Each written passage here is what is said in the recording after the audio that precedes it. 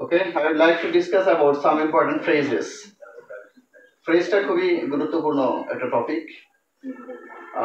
ইংরেজিতে যদি কেউ কথা বলে এবং তার মাধুর্যতা যদি কেউ ফুটিয়ে তুলতে চায় তাহলে তাকে খুব গুরুত্বপূর্ণ ফ্রেজগুলো ব্যবহার করতে হবে। যদি কোনো স্টুডেন্ট ফ্লুয়েন্টলি কথা বলে এবং ওই কথার মধ্যে তারা যদি ফ্রেজ ব্যবহার করে তাহলে ওই শব্দের বা ওই ভাষার মাধুর্যতা আরো বেশি ফুটে ওঠে। I'm going to discuss about some important phrases. That's definitely very complicated and unknown to the students. Brown study. Brown study হলো দিবা স্বপ্ন। Brown study হচ্ছে দিবা স্বপ্ন।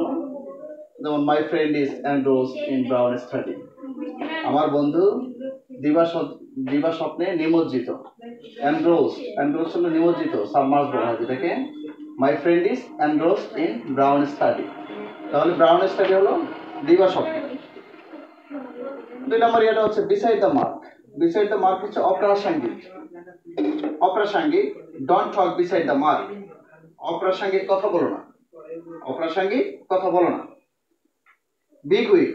Big wig means বিখ্যাত ব্যক্তি, a famous person, eminent person. Nelson Mandela is a big wig all over the world. সারা পৃথিবীতে Nelson Mandela একজন বিখ্যাত ব্যক্তি ছিলেন। Black art.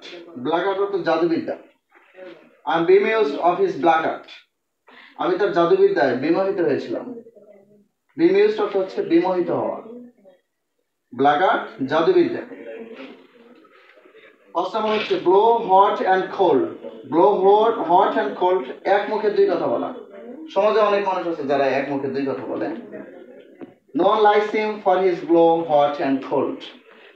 এক মুখে দুই কথা বলা লোক কেউই পছন্দ করে না। যারা এক মুখে দুই কথা বলে এরকম মানুষ কেউ পছন্দ করে না সমাজে।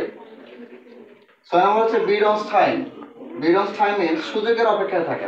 যারা জ্ঞানী মানুষ তারা সুযোগের অপেক্ষায় থাকে এবং যারা জ্ঞানী মানুষ তারা কখনো তাদের সেন্স, তাদের টেম্পার হারায় না কখনো।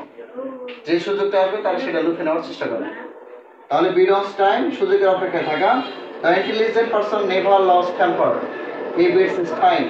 বুদ্ধিমান বা মেধাবী ব্যক্তিরা কখনো তাদের ধৈর্য হারায় না, তারা সবসময় সুযোগের অপেক্ষা করে। 7 নম্বর হচ্ছে bellwether. bellwether হচ্ছে দলের নেতা। The police failed to arrest the bellwether. Police দলের নেতাকে ধরতে ব্যর্থ হয়েছিল। এই ফ্রেজগুলো খুবই গুরুত্বপূর্ণ।